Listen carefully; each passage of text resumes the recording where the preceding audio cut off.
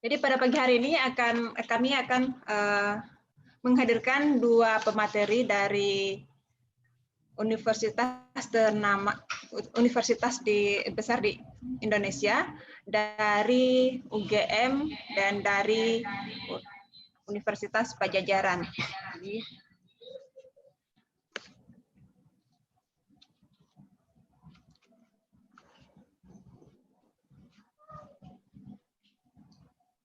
Selamat datang kepada Bapak Profesor Apoteker Muhtaridi, PhD.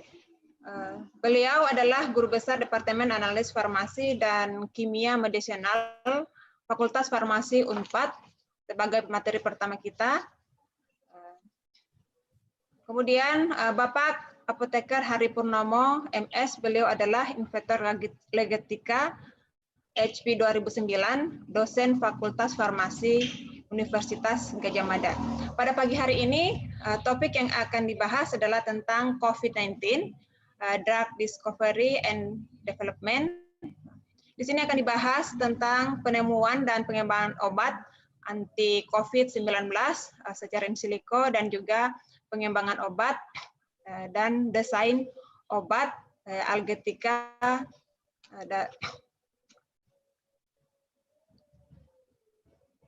desain pengembangan obat Algetika. Jadi sebelum kita mulai rangkaian acara selanjutnya,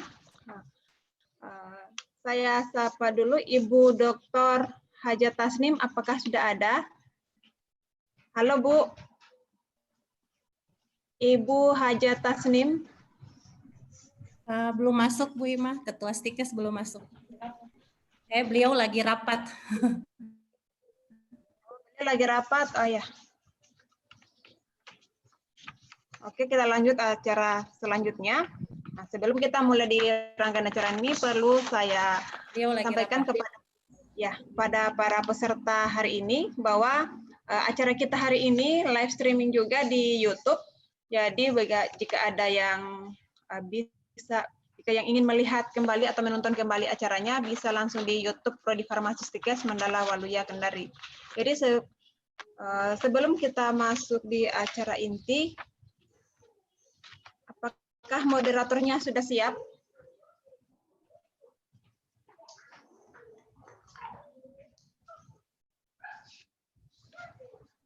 Siap, Bu. Siap. Moderatornya sudah siap? Siap, Bu. Siap. Sebelum kita masuk pada acara inti, saya persilakan kepada Ibu Ketua Program Studi Farmasi Stikes Mandala Waluya, Ibu Apoteker Wado Yuliastri, S-Farm MSI, untuk memberi sambutan ataupun membuka acara pagi hari ini. Saya persilakan Ibu Apoteker Wado Yuliastri. Terima kasih Ibu Moderator. Assalamualaikum warahmatullahi wabarakatuh. Waalaikumsalam warahmatullahi wabarakatuh. Ya, puji dan syukur kehadirat Allah Subhanahu wa Ta'ala pada hari ini atas kehadiran kedua Bapak pemateri yang telah meluangkan waktunya untuk sebagai narasumber kami di kegiatan webinar kedua Prodi Farmasi Stikes Mandala Waluya Kendari yang seharusnya pada pagi hari ini dibuka oleh Ketua Stikes Mandala Waluya Kendari, tetapi beliau lagi izin ada kegiatan rapat. Jadi kami mewakili Ketua Stikes Mandala Waluya Kendari dan perlu kita ketahui bersama bahwa kegiatan pada hari ini merupakan sesi kedua dari 3 rangkaian sesi webinar kami, dimulai kemarin pada tanggal 9 Juli sampai dengan besok tanggal 11 Juli 2020, di mana rangkaian acara ini merupakan bentuk dari kegiatan kami untuk mengambil peran sebagai salah satu institusi kesehatan, terutama di bidang farmasi dalam pandemi COVID pada saat ini yang sedang terjadi. Semoga kegiatan ini berlangsung dengan baik sampai dengan acara yang telah dijadwalkan pada pagi hari ini. Dan sekali lagi saya mengucapkan terima kasih banyak kepada kedua pemateri, Prof. Apoteker Muhtaridi, PhD, dan Dr. Apoteker Hari pada pagi hari ini. Diucapkan terima kasih. Dan saya kembalikan kepada hostnya untuk melanjutkan ke kegiatan inti pada pagi hari ini. Terima kasih. Assalamualaikum warahmatullahi wabarakatuh. Waalaikumsalam warahmatullahi Waalaikumsalam warahmatullahi wabarakatuh. Terima kasih atas sambutan dari Ketua Program Studi Stika Sembilan Lawalaya Kendari. Acara selanjutnya kita akan masuk ke acara inti, yaitu moderator session dan webinar. Pada moderator session ini akan dipandu oleh moderator Ibu Apoteker Musifaya S-Farm M-Farm. Jadi kepada moderator saya berikan atau silakan ambil alih kegiatan ini. Oh ya, maaf. Moderator kali ini atas nama Selvi Rahmawati, S-Farm MSI. Mohon maaf atas kesalahan di pembacaan. Silakan Ibu Selvi.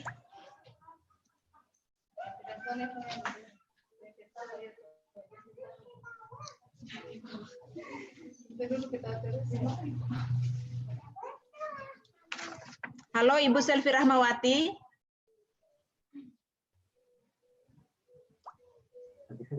Oh ya, Assalamualaikum warahmatullahi wabarakatuh. Waalaikumsalam warahmatullahi wabarakatuh. Ya, mohon maaf tadi lupa di unmute. Ya, selamat datang kepada kedua pemateri, Prof. Apoteker Mukhtaridi PhD dan Pak Dr. Apoteker Hari Purnomo. Ya,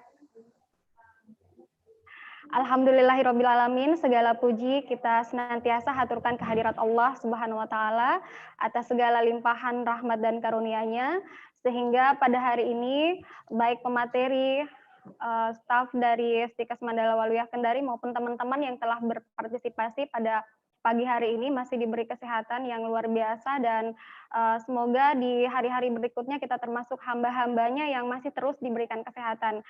Amin. Salawat serta salam selalu tercurah kepada Nabiullah Muhammad Sallallahu Alaihi Wasallam. Ya. Sekali lagi saya mau mengucapkan rasa terima kasih, dan karena telah Bapak-Bapak ini, Prof. Apoteker Mukhtaridi dan Bapak Dr. Apoteker Hari Purnomo telah menyediakan waktunya, telah menerima undangan kami untuk menjadi pemateri pada webinar kami yang kedua ini.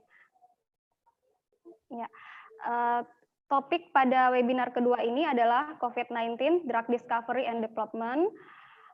Sebenarnya kami mengangkat tema ini karena dengan pandemi COVID-19 ini sebenarnya menunjukkan kepada kita semua bahwa obat adalah kebutuhan yang paling mendesak sekaligus juga kebutuhan yang paling penting saat ini. Ya.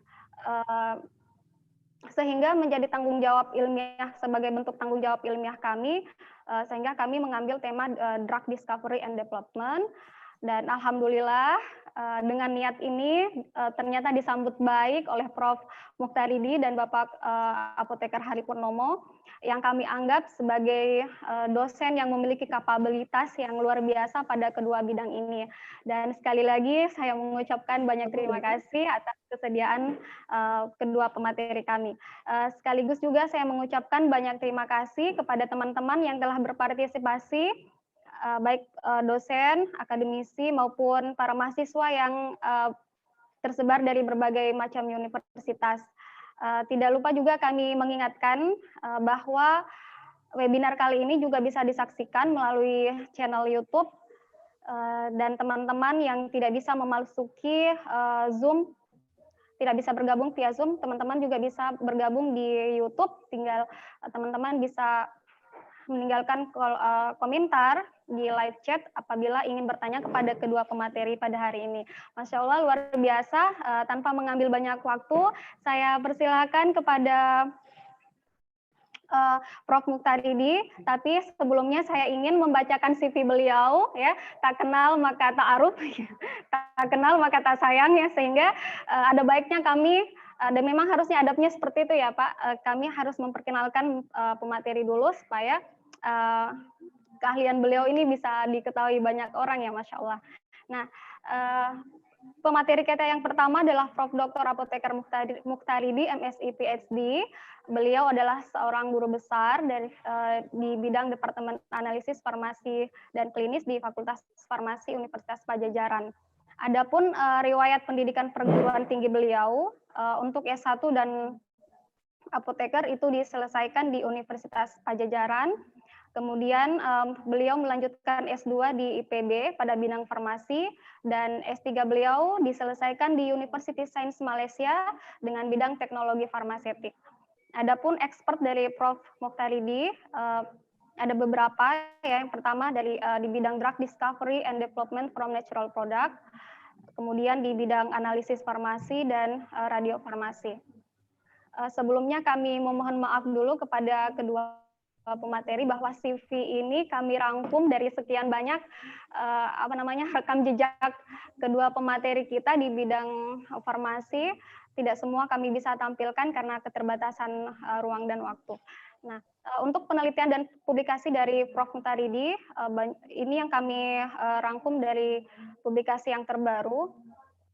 Di antaranya ada the application of FTIR spectroscopy and chemometrics for classification of mangosteen extract and its correlation with alpha mangosteen pada Journal of Applied Pharmaceutical Science, ya, di-upload atau di-publish pada tahun 2020 ini, ya. Jadi semua penelitian dan publikasi yang kami tampilkan di sini adalah publikasi terbaru dari Prof. Mokhtaridi, sehingga teman-teman bisa browsing, bisa searching di Google, ya, misalnya. Nah, jadi mohon maaf Prof, tidak bisa menyebutkan semuanya supaya waktu untuk memaparkan materi jauh lebih banyak. Oh, tidak apa-apa. Iya. Oke. Kemudian sebelum saya mempersilahkan Prof. Utai untuk menyampaikan materi, saya sekaligus menyampaikan atau membacakan CV dari Pak Dr. Apoteker Hari Purnomo MS. Nah, beliau juga adalah seorang yang expert di bidangnya, Masya Allah. Tadi saya menerima CV beliau ini panjang sekali, dan sekali lagi saya memohon maaf kepada Bapak karena kami rangkum saja dari beberapa poin yang kami baca, dan tapi sebenarnya kehebatan Bapak ini insya Allah akan diketahui, ya, akan menginspirasi kita semua. Nah, Pak Hari ini lahir di Sleman pada tanggal 4 Agustus tahun 1960. Adapun riwayat pendidikan perguruan tinggi dari Pak Hari untuk S1 dan apoteker beliau juga selesaikan di Universitas Gadjah Mada. Kemudian bidang ilmu farmasi di magister beliau diselesaikan di Institut Teknologi Bandung pada tahun 1992 dan dilanjutkan pada bidang doktor di bidang ilmu farmasi Universitas Gadjah Mada tahun 2016. Nah, expert beliau ini di bidang pemodelan molekul obat, sintesis senyawa maupun analisis obat. Nah, expert keahlian beliau ini sudah banyak tertuang di buku-buku yang beliau tulis maupun di bidang di penghargaan ya dari inovasi-inovasi yang beliau telah dapatkan. Nah, jadi setidaknya ya ada 13 hak cipta buku yang telah beliau peroleh, ya, di antaranya adalah molecular docking paracetamol dan analognya menggunakan PLANTS atau PLANTS. Kemudian ada hubungan kuantitatif, struktur dan aktivitas, ya. Ada seri penemuan obat, desain molekul antiinflamasi dan anti kanker menggunakan HKSA, dan buku kimia medisinal, dasar-dasar dalam perancangan obat, serta mendesain molekul obat sebagai analgetik dan lain-lain. Kemudian beliau juga telah memperoleh 1 paten granted per 10 Juli 2018 dengan judul invensi metode baru sintesis senyawa HP 2009 atau 1,3 bis parahidroksifenilurea dan aktivitas farmakologi sebagai analgetik antipiretik dengan nomor permohonan paten P002013049902 tertanggal 20 Desember 2013, ya. Ini hanya rangkuman saja, ya. Sebenarnya Prof ini Pak Hari ini banyak sekali rekam jejak beliau, luar biasa, Masya Allah. Nah, ini juga ada penelitian dan publikasi terbaru dari Pak Har. Di antaranya ini ada yang telah dipublish di Journal of Medical Science tahun 2019 dengan judul Cytotoxic Activity of Borne Usage Outward T470 Breast Cancer Cell. Ya. dan ada beberapa jurnal-jurnal lain yang sekiranya teman-teman telah bisa baca di slide ya. Nah, saya kira demikian pembacaan CV dari para pemateri kami yang luar biasa ini.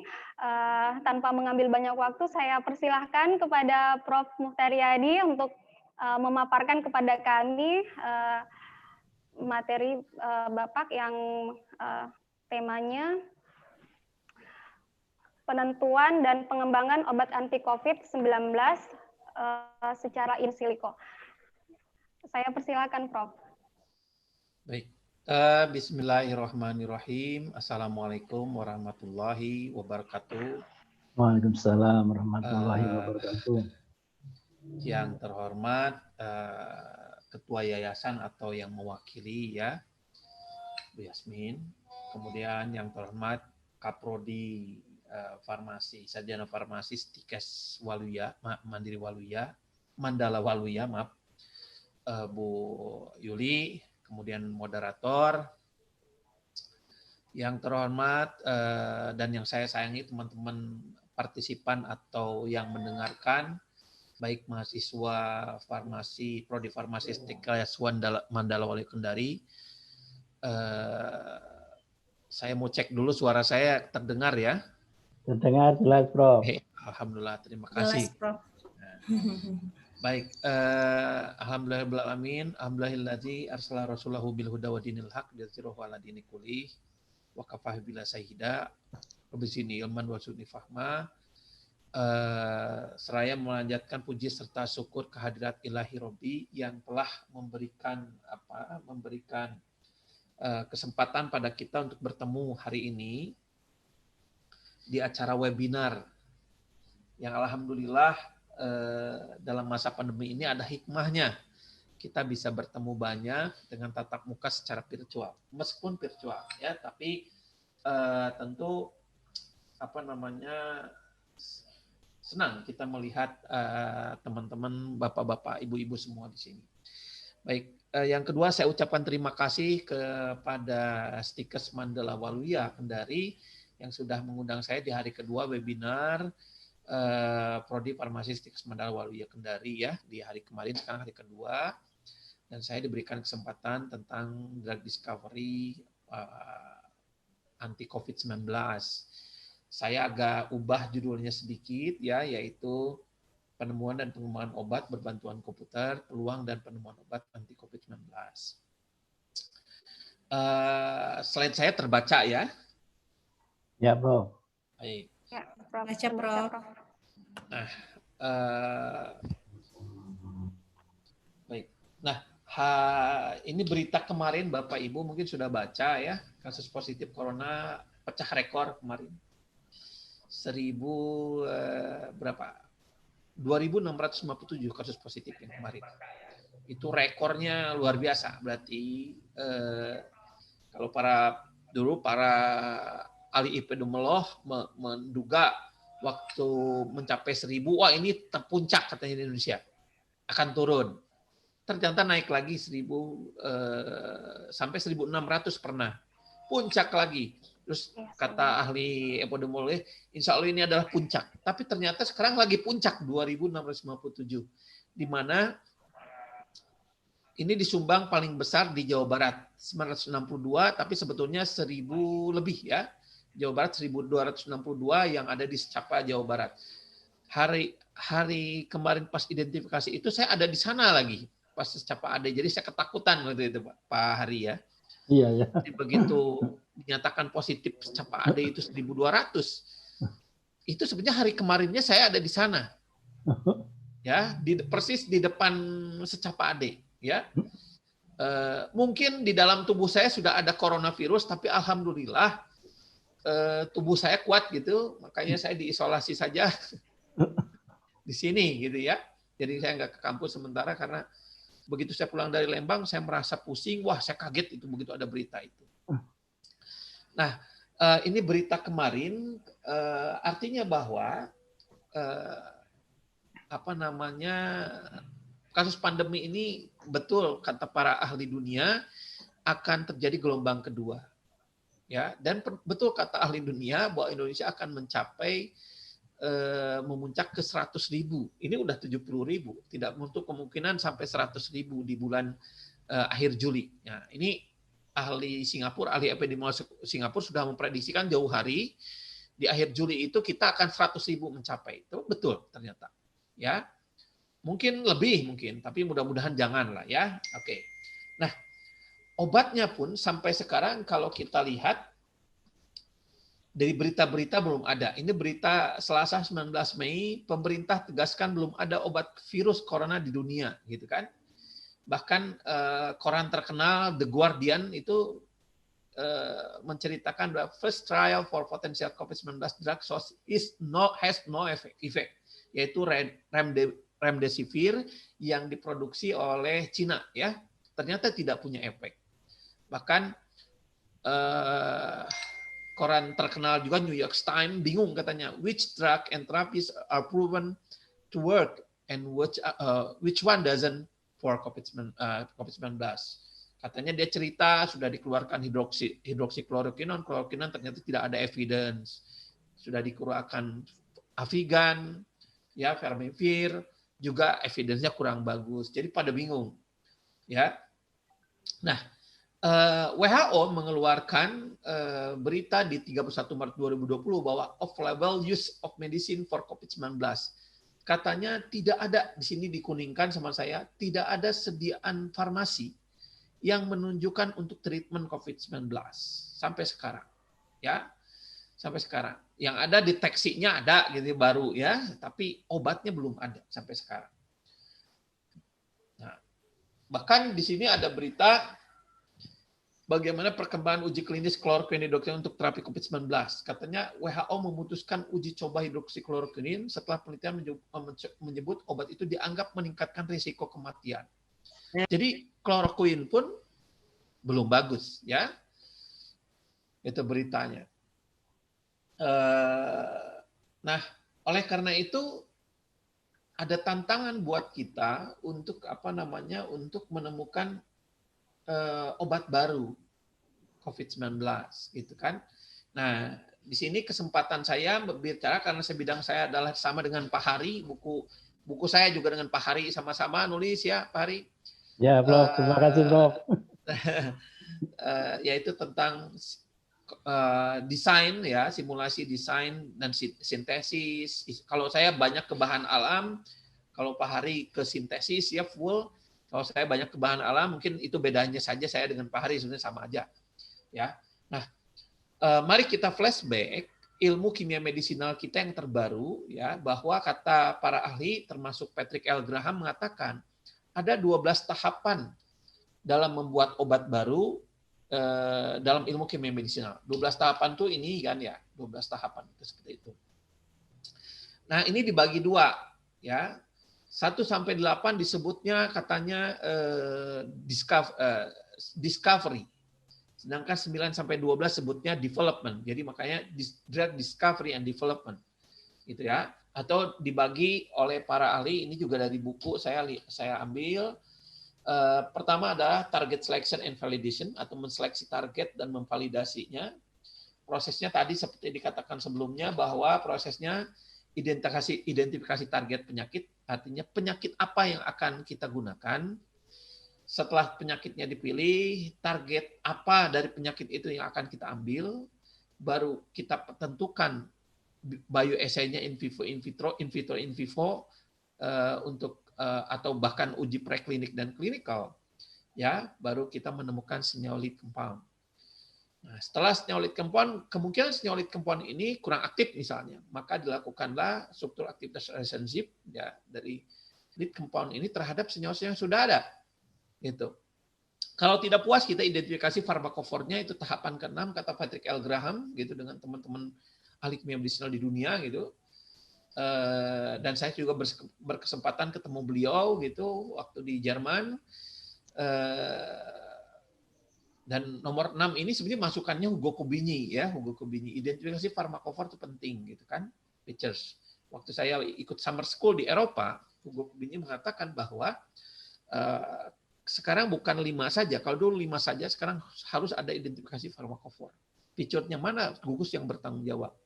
Nah, disitulah kelihatan nanti mana gugus yang kita akan simpan, mana gugus yang bisa dimodifikasi untuk meningkatkan aktivitas, efisiensi, dan keamanan.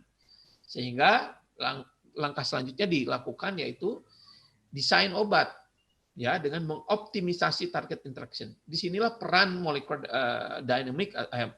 peran molecular modeling atau CADD sangat tinggi ya, yaitu mengoptimasi target interaksi. Nah, biasanya orang menggunakan structure base ya, structure base itu misalnya docking, homologi, MD ya, untuk meningkatkan untuk mengoptimasi interaksinya. Kalau optimasinya sudah diinteraksi, begitu dicek dengan farmakokinetik atau bioavailabilitasnya kurang bagus, maka juga harus dioptimasi.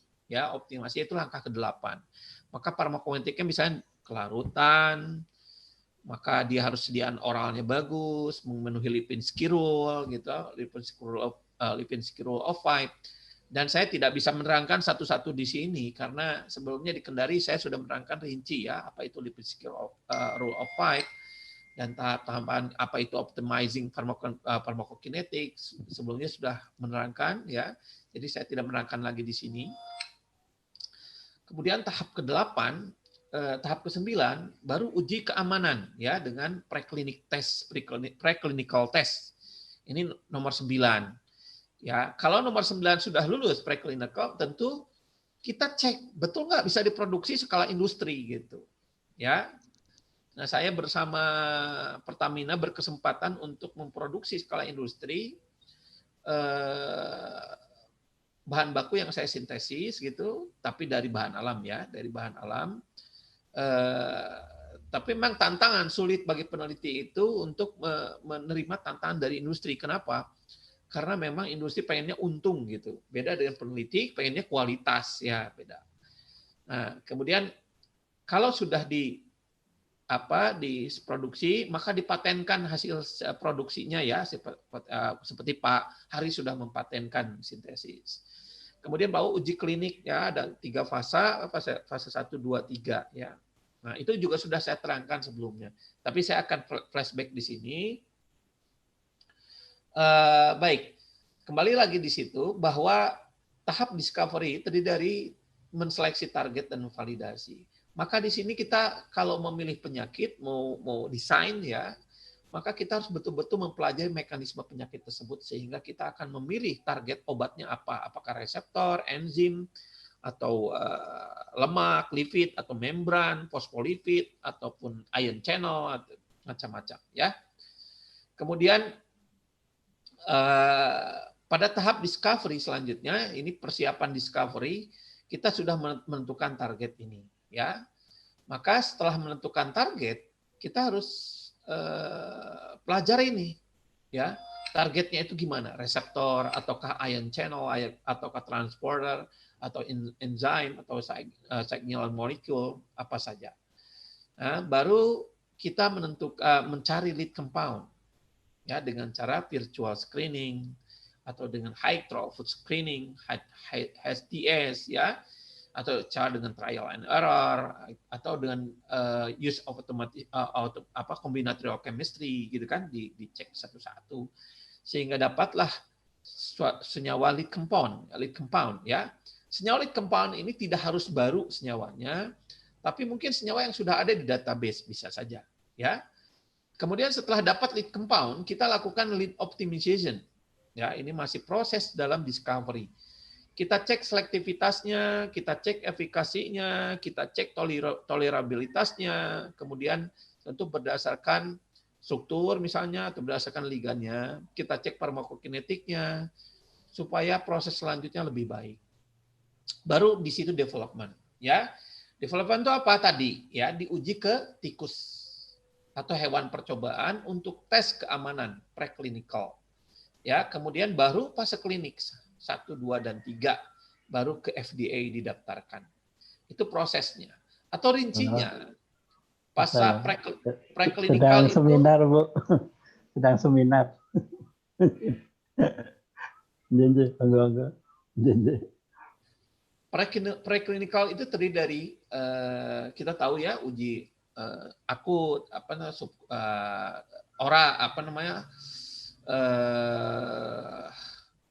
toksisitas akut, ya, sukutan, itu preklinikal, atau misalnya teratogenik dan lain-lain. Nah, ini setelah uji preklinikal maka diuji klinikal, ya kan? Baru diproduksi formulasinya. Ya, formulasi baru manufacturing, baru didaftarkan, ya, seperti itu.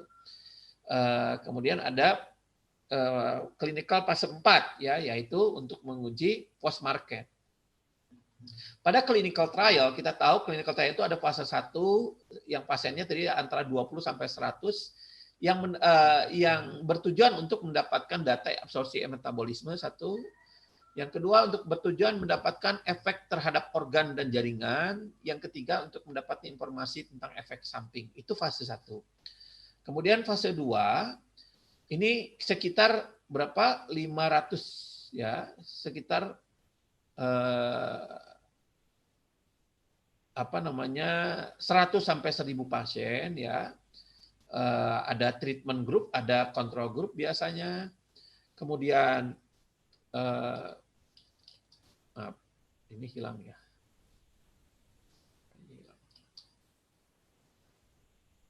Oke, lanjutkan, Pak. Nah, kemudian tujuannya untuk di fase 2 ini adalah mencari efektivitas dari dosis tadi. Ya, kemudian tujuannya yang kedua adalah mencari efek samping jangka pendek. Ya, di sini ada tujuannya. Nah, kemudian mencari dosis, range dosis. Ya, karena biasanya tidak dapat dosis mutlak, gitu kan? Dosis mutlak, ya. Nah, disitulah peluang kita dalam menentukan obat baru. Kemudian fase 3 ini 100 sampai 1000, ya 1000 biasanya pasien. Informasi yang didapatkan dari fase 3 apa? Yaitu keuntungan dan resiko yang berhubungan dengan obat. Jadi off drug. Jadi misalnya efek samping lingkungan. Misalnya kalau dia punya penyakit diabetes, makan obat ini apa dampaknya? Kalau dia punya penyakit hipertensi, makan obat ini apa dampaknya? Itu fase 3. Ya. Sehingga kita dapatkan kontraindikasi dari sini, ya. Sehingga kita dapatkan labeling information atau leaflet, ya, untuk dicantumkan pada kemasan obat. Itulah mungkin fase klinik 1, 2, 3 secara highlight, ya. Karena kan kita tidak bisa sesederhana itu. Nah, sekarang dengan pandemi kasus sekarang, banyak tiba-tiba ada yang mendadak jadi ahli COVID, gitu kan, obat COVID. Banyak yang mendadak seperti itu, Pak Har, ya. Sudah menemukan obat, bahkan langsung diumumkan. Kalau saya tidak berani, Pak Har. Baru Insiliko sudah diumumkan. Bahkan yang terakhir yang ramai itu adalah tentang kayu putih, sudah diumumkan, kemudian diralat kembali. Ya. Itu memang bahaya, ya. Bahayanya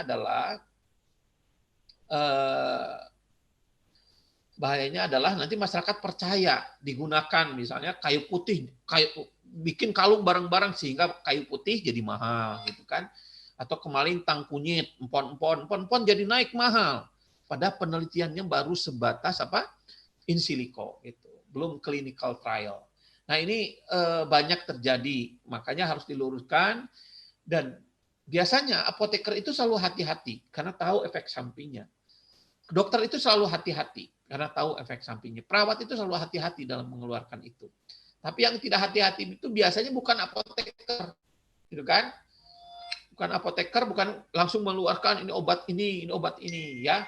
Saya juga menyayangkan DPR mengeluarkan ini obat untuk anti COVID, gitu kan, herbal, dan sampai di endorse oleh DPR, ya Pak Hari, ya. Wah, sehingga orang mencari obat herbal itu ramai, gitu kan.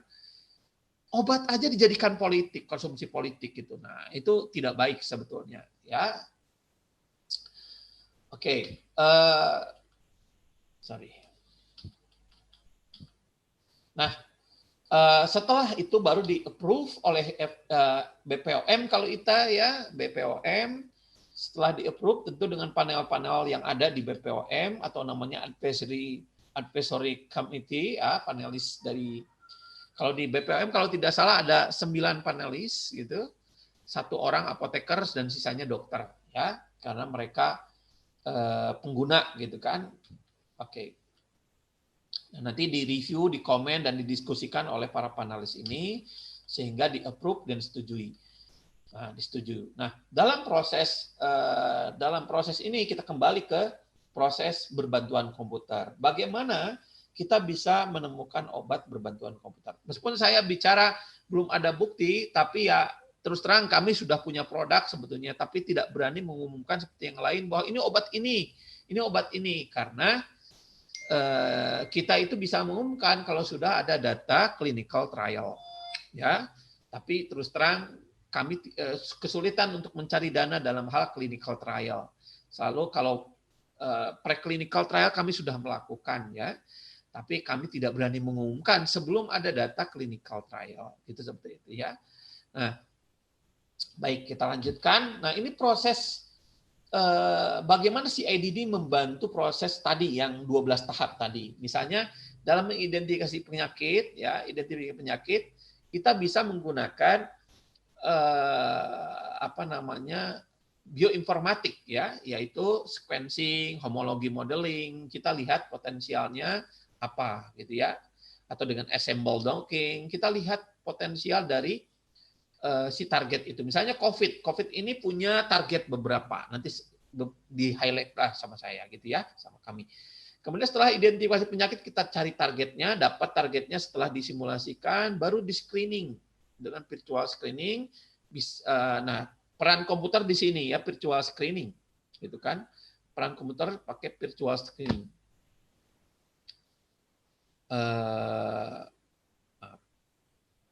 Nah, pakai virtual screening ya, ini peran komputer. Nah,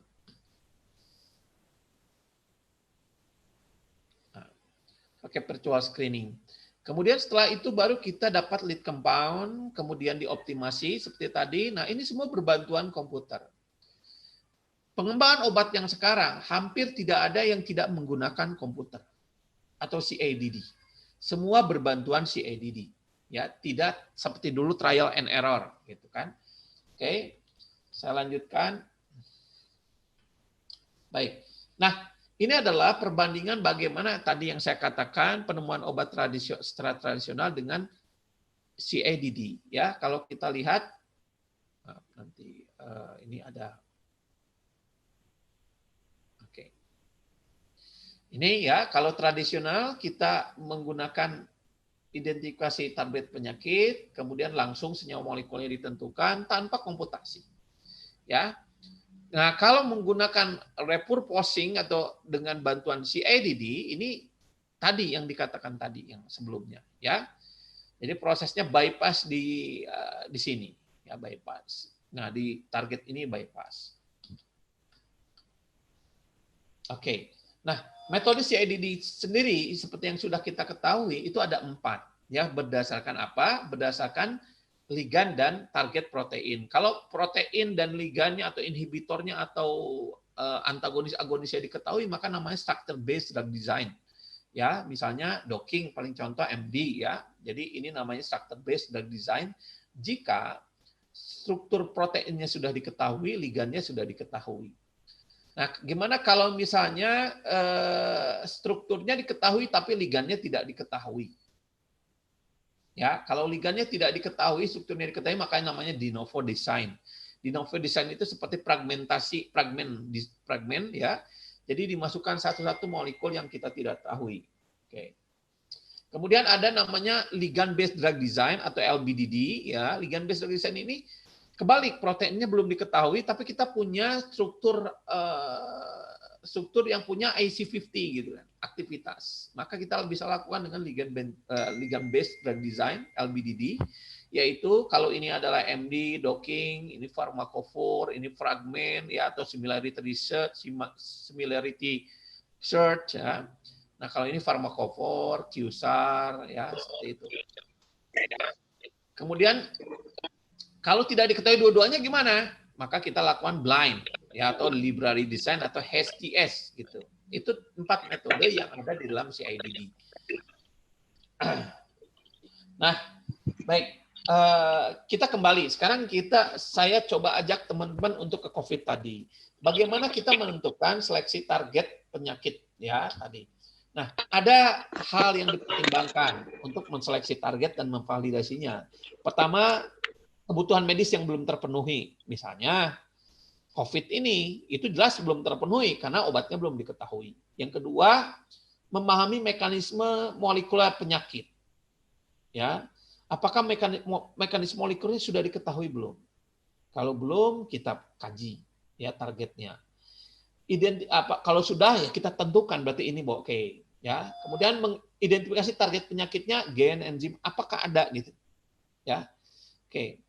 Nah, tunjukkan bahwa target tersebut relevan dengan mekanisme penyakit menggunakan genetika, model hewan, senyawa lead compound, ini keterjemahin lead compound ya. Kemudian inilah contoh misalnya di sini. Ini COVID-19. Nah, di sini ada proses bagaimana sih COVID ini SARS-CoV atau coronavirus ini menginfeksi manusia. Nah, kemudian selanjutnya adalah dapatkah keuntungan dari pemasaran obat baru yang lebih besar dari biaya pengembangan dan pengujian obat? Ya. Nah, ini harus dipertimbangkan untuk industri biasanya. Ya, untuk prioritas industri farmasi. Kemudian pertanyaan yang harus dijawab, satu, apakah penyakitnya widespread atau pandemi gitu kan? Ya, kalau widespread ya, maka itu bisa kita tentukan misalnya ya SARS-CoV, coronavirus, ya influenza, kardiovaskuler, gastrik, ulcer, malaria itu menyebar jelas, ada di dunia semua. Ya, gitu kan? Atau rematik misalnya ada di dunia semua. Apakah penyakit tersebut mempengaruhi dunia? Ya, misalnya COVID-19 ini gitu kan, mempengaruhi dunia. Ya. Kemudian apakah sudah ada obat di pasaran? Ini menjadi pesaing gitu kan. Nah, karena apa? Karena keuntungan lihatnya. Ya, jika ada, apa kelebihan dan kekurangan di obat kita dengan obat yang ada di pasaran? Gitu. Nah, sekarang kita menentukan antivirus untuk COVID-19 belum ada, gitu kan? Kalau ada kita bandingkan. Apa efek sampingnya, farmakokinetiknya kita bandingkan. Nah, kemudian bisakah diidentifikasi keuntungan pasar untuk terapi baru? Nah, ini ya. Dan ini target yang kita biasa tentukan. Pertama ada lipid. Sasarannya adalah di membran sel lipid, yaitu membran fosfolipid biasanya. Ya. Kemudian ada protein. Protein paling banyak. Ada reseptor, ada enzim, ada protein pembawa atau carrier protein, ada structural proteins kayak tubulin gitu ya. Itu adalah target. Ada asam nukleat. Ada DNA, RNA. Kalau ini biasanya kanker ya, virus juga bisa. Ya seperti Avigan kan. Avigan itu memberhentikan polimerisasi dari si virus gitu kan. Kemudian karbohidrat bisa glikoprotein. Nah, ini contohnya adalah kasus-kasus flu burung dan SARS. Dia targetnya bisa karbohidrat, glikoprotein. Ya. Nah, ini saya ambil dari Pak Miswar Fatah yang kemarin dia bicara, dia sebagai wakil presiden patologi atau himpunan kimia klinik ya. COVID ini mulai 31 Desember kita baru ya, ini saya langsung bicara setelah sudah menentukan obat. Kenapa kita tentukan COVID? Ya, bagaimana COVID ini berkembang dari waktu ke waktu. Sejak 31 Desember, WHO memperingatkan pemerintah Cina tentang kasus pneumonia di Wuhan itu, ini terus meningkat, ya sampai sekarang. Ini per 6 Juli Bapak Ibu di Indonesia, ya. Di Bali meningkat terus, di Jawa Barat meningkat terus, Jateng meningkat terus. Mohon izin, Prof. Ya. Prof Utai, mohon izin materi sisa 5 menit, Prof. Oke, baik. Ya. Nah, sekarang layakkah menjadi target? Nah, tentu sekarang layak, ya. Saya ini lewatlah mungkin teman-teman sudah banyak belajar di sini, ya. Saya lewat karena 5 menit lagi. Nah, kalau kita lihat struktur SARS-CoV, karena kita melihat identifikasi target, maka struktur proteinnya kan ada nucleic capsid protein, ada spike protein, ada envelope protein, ada membran protein, maka kita bisa menentukan mekanismenya. Nah, misalnya ini siklus replikasi SARS-CoV, ya, maka di sini kita bisa menentukan di mana targetnya. Di sini ada spike protein. Jadi si virus itu kan masuk lewat spike protein berikatan dengan reseptor di manusia yang namanya angiotensin converting enzyme 2, ya, reseptor. Kemudian masuk, kemudian setelah masuk, kemudian diproduksi oleh genomik RNA, ditranslasi oleh F1A dan 1B, baru ditranskripsi, di CAPSCAD, ya. Kemudian setelah itu direplikasi. Oleh karena itu, kalau kita lihat di sini siklusnya seperti ini, maka kita bisa menyimpulkan dari sini ada 3 target utama sebetulnya, 4 target utama. Pertama adalah target pertama adalah spike protein. Yang ini, spike protein. Yang kedua adalah AC2 di manusia. Kalau ini di virus, ya.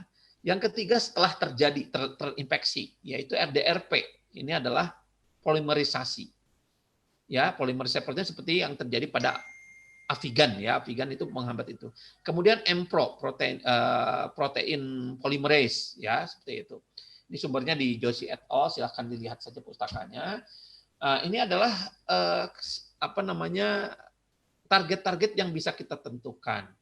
3CL Pro, PL Pro, RD Pro, S protein, TMPRS S2, AC2, AT2 ini sudah ada dan jurnalnya sudah banyak. Patennya juga sudah banyak di sini. Nah, ini saya ambil di American Chemical Society Central Science, ya, jurnal dengan impact factor 4, itu bagus tuh. Ya, ini ada obatnya sudah dikeluarkan, lopinavir, remdesivir, Arbido dan lain-lain. Saya percepat, ini juga sudah ada. Nah, ini adalah publikasi terbaru Bhatia et al. Di The Open Virology Journal Bentham, ya, persis terbitnya di bulan Juni, ya. Dia menyimpulkan target-target yang ada di PDB, gitu kan. Jadi udah banyak, bayangkan sampai 25 Maret 2020 itu sudah banyak PDB protease, ya, untuk dijadikan target. Sedangkan spike protein RBD itu ada 2 yang kita juga teliti, ya. Oke, spike glucoprotein juga ada, ya, spike glucoprotein karbohidrat, Pak. Nah, ya, ini prosesnya misalnya ini remdesivir, ya, dia menstop di sini. Ya, menstop di polimerase protein, ya, ditranslasi protein. Kemudian ini adalah klorokinon dan hidroksiklorokinon, katanya dia menstop di AC2 reseptor dengan menggunakan endosom pH. Dia mengubah pH-nya sampai turun gitu sehingga dia mati si virusnya. Ya, tapi ini masih dipertanyakan, ya, tapi secara mekanisme sudah diketahui. Baik. Saya kembali ke potensinya. Nah, di kita sulit sekali untuk memproduksi senyawa sintesis. Tapi di kita, bahan alam itu berlimpah. Oleh karena itu, saya menyarankan potensi bahan alam. Ya, ini adalah penelitian-penelitian tahun ke tahun tentang dari bahan alam terhadap SARS-CoV. Ya, bukan hanya coronavirus 2 atau misalnya COVID-19, tapi SARS-CoV yang sudah ada. Ini sudah dilakukan banyak, ya. Nah, tapi belum ada penelitian Indonesia yang kemarin-kemarin. Yang sudah ada ternyata itu hanya in silico. Ini kami sudah meresume, ya, derivat flavonoid sebagai anti kanker virus. Kami juga meresume ternyata peluang flavonoid itu tinggi sebagai antivirus SARS-CoV dengan hubungannya mekanisme terhadap antioksidan dan antiinflamasi. Karena memang erat berhubungan SARS-CoV itu terhadap antiinflamasi karena dia terjadinya fenomena radang, ya, peradangan. Kemudian ini penelitian yang kita lakukan, ya, dan ini lagi ongoing, jurnal kami, artikel kami ini sedang review tahap akhir, yaitu natural flavonoid as potential endocytosin, ya, dan ini sedang in review an interaction of aminoacid as derivative component MPRO. Kalau ini ke spike protein, ya, dan AC2, kalau ini ke MPRO. Ini progres kami, gitu kan. Nah, ini progres kami. Yang pertama, apamorphine terhadap spike protein dan AC2, karena dasarnya di sini si virus itu nempel pada AC2 lewat stabilisasi asam glutamat 329 dan arginin 439 pada spike protein, sedangkan asam glutamatnya pada siapa? Pada AC2. Sehingga kami beranggapan di sini bisa dimasukkan senyawa bahan alam. Maka kami lakukan simulasi ya. Nah, kami sudah simulasi, ternyata flavonoid punya potensi di sini. Ini kami kecilkan, dia mengganggu ikatan arginin dengan glutamat acid. Asam glutamat pada AC2, ini pada spike protein. Nah, ini interaksinya. Dan kami juga mengidentifikasi kemungkinan gugus-gugus yang berinteraksi. Ini kami publikasi di jurnal Molecule Impact Factor 3,7 ya. Sedang di tahap akhir review. Ini udah review ketiga kalau nggak salah. Kemudian ini adalah hasilnya. Hasilnya kami lakukan docking, kemudian MD ya. Ternyata dia bisa berinteraksi dengan glutamic acid 329. Ini dockingnya. Tapi ternyata kenyataannya MD-nya tidak begitu. MD-nya dia tidak berinteraksi dengan glutamic acid. Ya, seperti itu. Ini hasil MD-nya. Sedangkan ini ya ini hasil MD-nya. Nah, yang kedua adalah terhadap mProenzyme. Kita gunakan PDB-ID 6LU7 ya, alpha-amausin ini, dan dia punya interaksi sama seperti alpha-amausin terhadap AC2. Peluangnya lumayan. Secara in silico, tapi ingat. Nah, sekarang saya dengan teman-teman ITB dan UNPAD sedang melakukan assay senyawa ini terhadap enzim-enzim yang dilakukan ini ya, yaitu tetap spike protein AC2 dan mpro. Ya, gimana secara in vitro buktinya gimana? Ini baru in silico dan kita publikasikan. Oke. Nah, itu saja mungkin, silahkan maaf kalau berlebih waktunya. Terima kasih.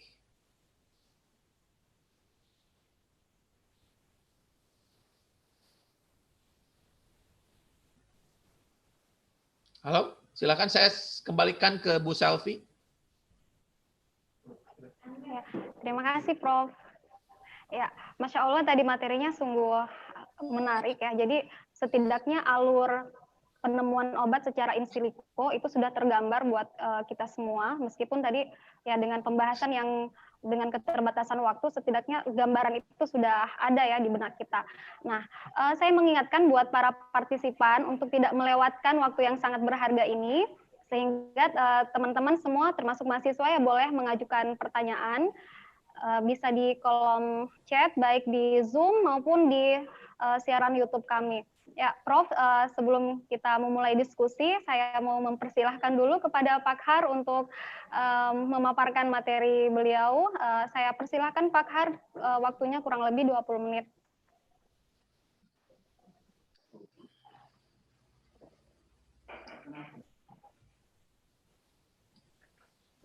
Mangga, Pak.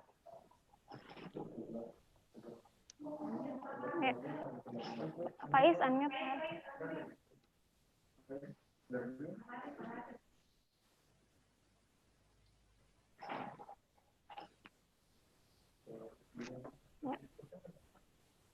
Pak Har.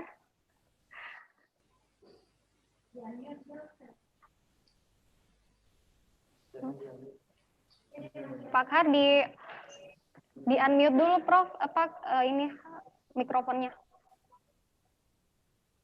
Di unmute dulu, Pak. Suaranya masih belum terdengar, Pak.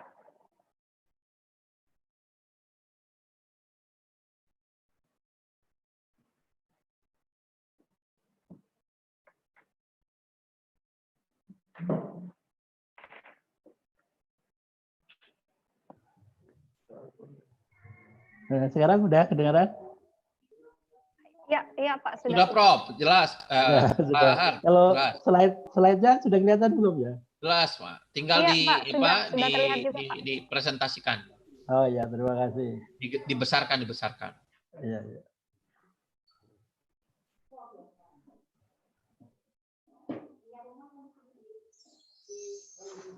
Terima kasih kepada Ketua Yayasan, Katu Prodi dan panitia ya, karena waktunya terbatas. Assalamualaikum warahmatullahi wabarakatuh.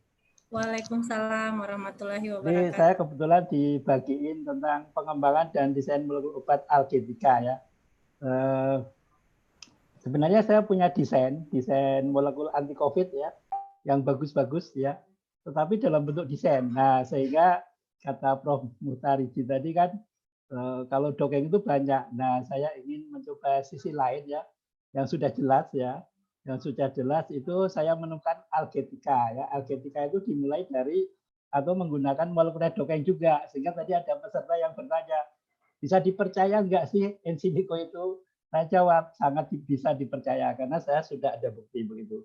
Jadi saya lanjutkan ya. Nah, jadi saya agak berbeda ya. Ada sisi lain ya, sisi lain yang saya paparkan ini kalau ibarat wayang itu ya, kalau ibarat wayang itu kan keluar dari pakem ya. Jadi kalau yang wayang yang pakem itu ya apa? Sesuai dengan prosedur ya, seperti yang dikemukakan oleh Prof. Muhtariji tadi itu seperti itu. Jadi pakemnya seperti itu. Saya mencoba untuk keluar dari pakem ya, tetapi masih dalam koridor penemuan obat begitu. Jadi ada istilah, mungkin ini saya terpengaruh dengan paten ya, karena saya sering ikut workshop paten sehingga saya terilhami menemukan obat itu pakai jalur lain ya, yang kita sebut state of the art ya. Itu adalah konsep yang digunakan dalam proses ya, menilai dan menegaskan langkah baru dan inventif ya, dan merupakan sinonim dari ungkapan prior art ya. Nah, akan tampak jelas berikutnya ya. Nah, ini saya yakin ya para audien pasti mengenal semua ya. Pertama pipet. Nah, kita selama ini mengenal pipet yang lurus ya. Pipet plastik untuk minum itu yang lurus. Nah, itu kalau untuk orang sakit itu susah. Nah, sehingga punya ide ya, penemunya punya ide dibuat cincin-cincin di dalam sini sehingga bisa ditekuk. Nah, jadi menemukan sesuatu ya, inovasi dari prior art. Kemudian saya yakin juga para peserta itu pasti bajunya ada resletingnya ya, resleting. Nah, resleting ini zaman dulu itu suka melorot ya, suka melorot. Kemudian apa? Kemudian yang YKK itu punya ide bagaimana kalau resleting itu dikasih cenilan, dikasih kunci, sehingga ini ada cenilannya ini kalau dibuka itu begitu diklik itu nggak akan melorot lagi begitu. Nah, saya terilhami dari prior art seperti ini. Nah, sehingga apa? Sehingga saya menggunakan prior art paracetamol. Ya. Jadi intinya apa? Produk-produk itu punya kelemahan ya, seperti pipet lurus tadi nggak bisa ditekuk, resleting nggak bisa mengunci.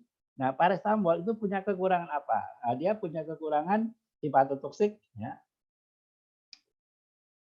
Slide berikut. Hepatotoksik apabila, jadi nggak langsung ya, nggak langsung makan satu tablet terus hepatotoksik enggak ya.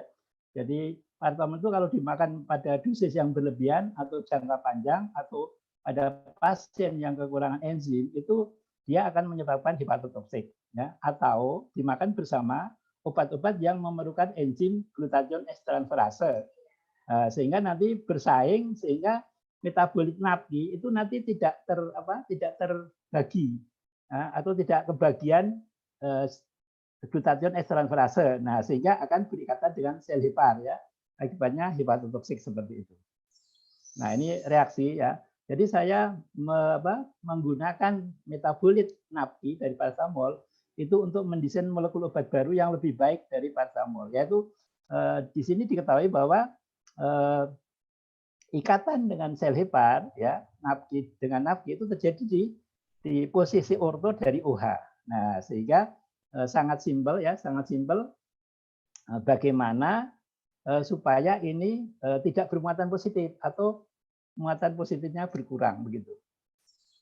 Nah, di sini ya. Jadi di sini paracetamol nafkinya berikatan di sini ya. Sehingga kenapa kok ini positif? Itu karena ada gugus karbonil di sini. Nah, karbonil ini menarik O-nya menarik elektron dari C, kemudian C-nya nanti menarik elektron dari inti bensin begini. Nah, supaya tidak menarik ke sini saja, saya ganti isosternya, yaitu NH2. Nah, seperti ini ya, seperti molekul desain saya.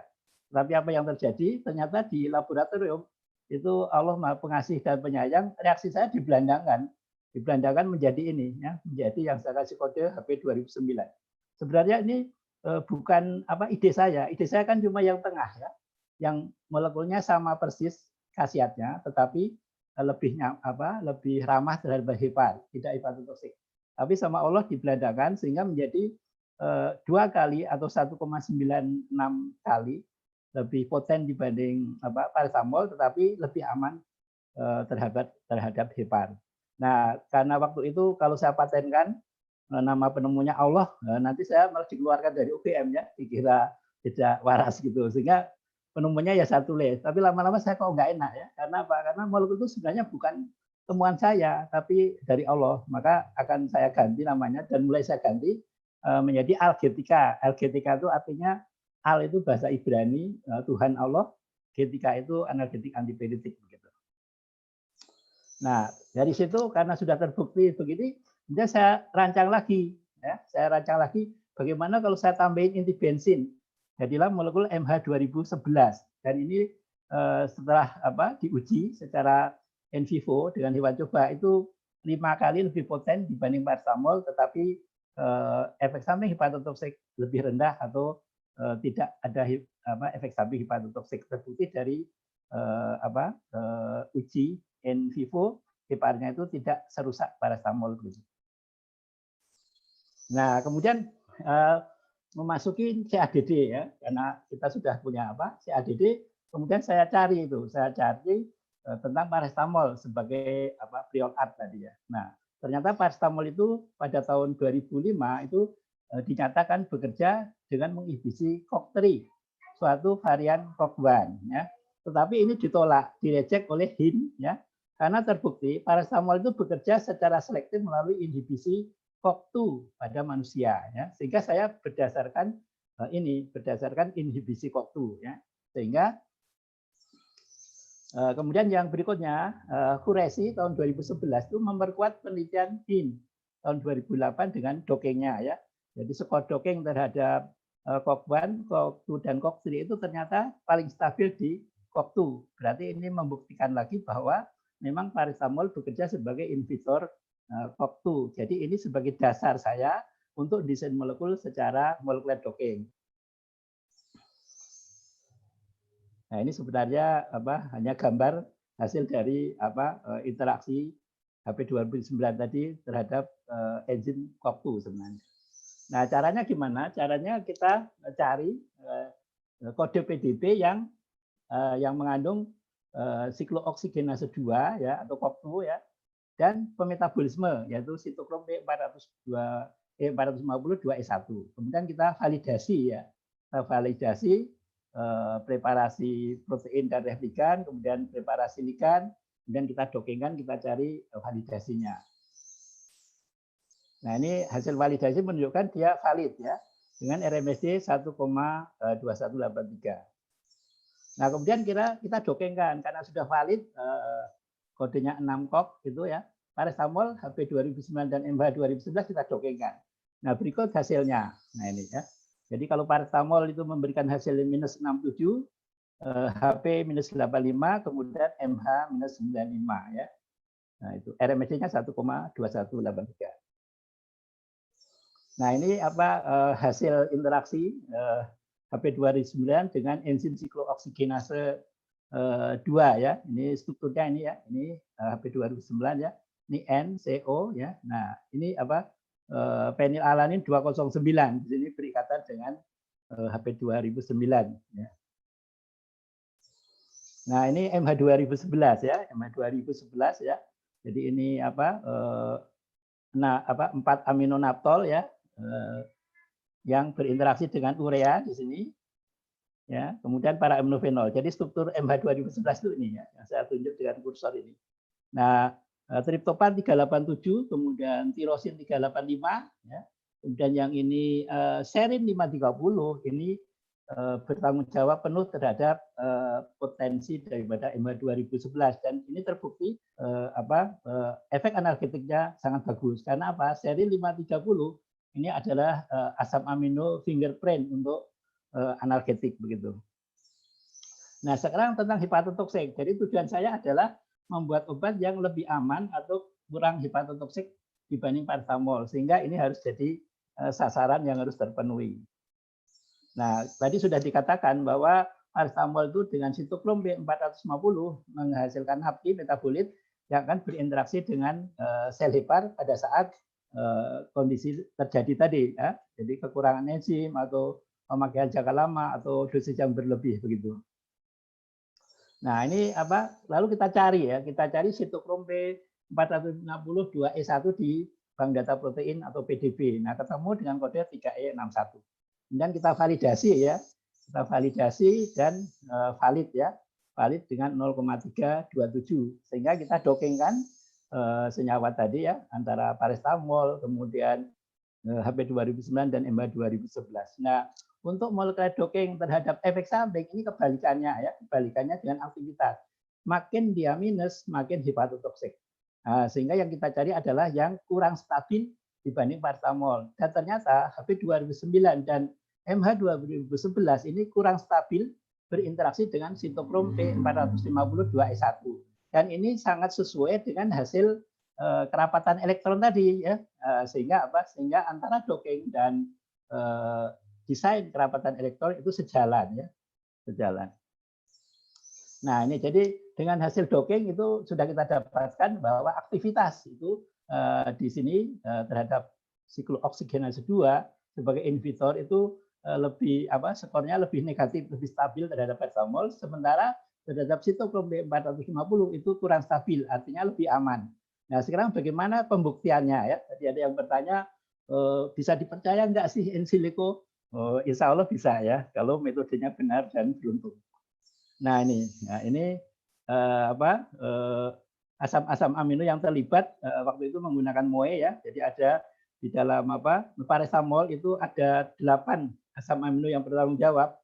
Di dalam MH 2009 ada 10 dan di dalam MH 2011 ada 12. Jadi makin banyak asam amino yang mengikat suatu obat itu makin stabil dan dia makin poten atau efek atau ED50-nya makin kecil. Nah, jadi di sini kelihatan ya bahwa antara skor docking ya -67 itu paracetamol di hewan coba itu ED50-nya 91.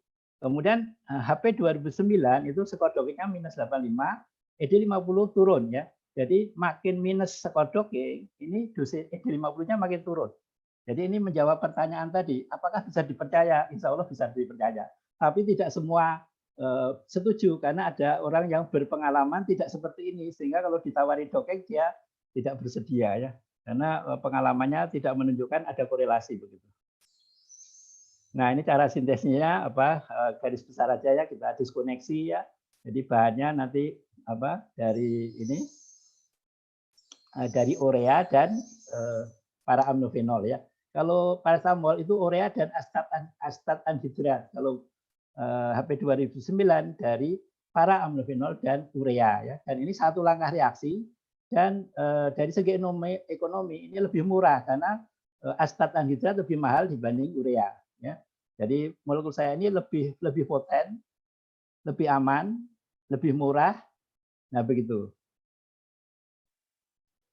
Nah, ini saya gunakan komputasi di sisi lain untuk mengoptimasi sintesis ya. Jadi ini cepat aja ya. Jadi intinya apa? Intinya kita bisa menggunakan margin scat ya. Keperluan keperluannya untuk mengoptimasi starting material ya.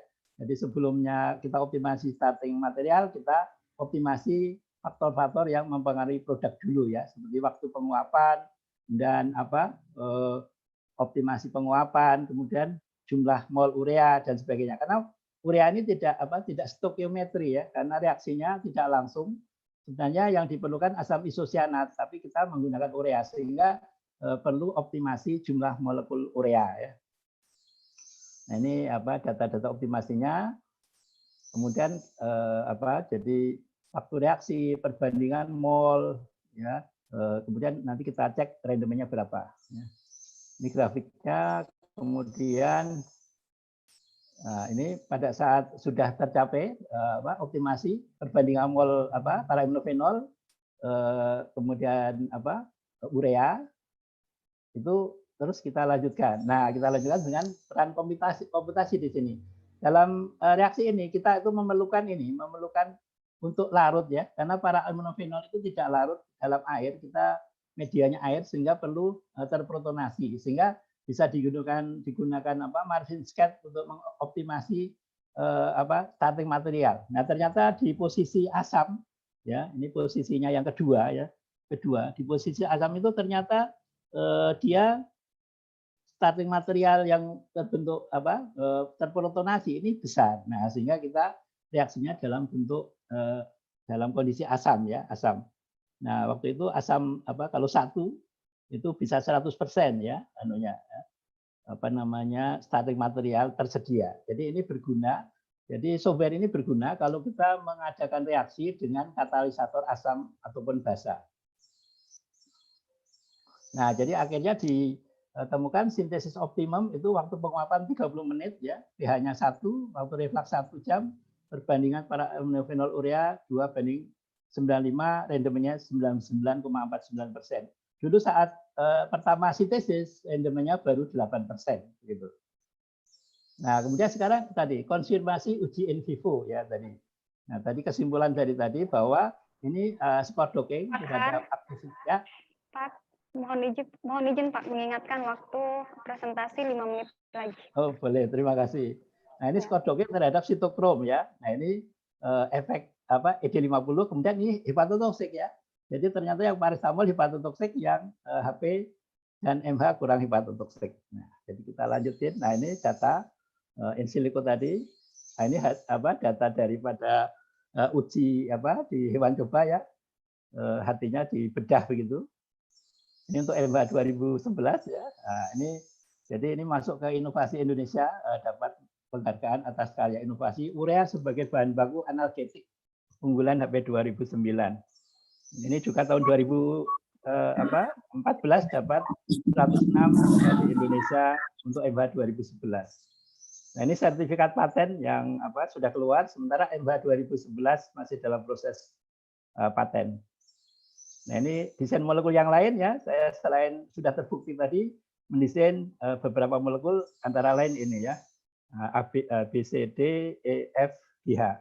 Nah, ini prediksi interaksi dengan leak plot ya, dari molekul-molekul desain tadi begitu ya.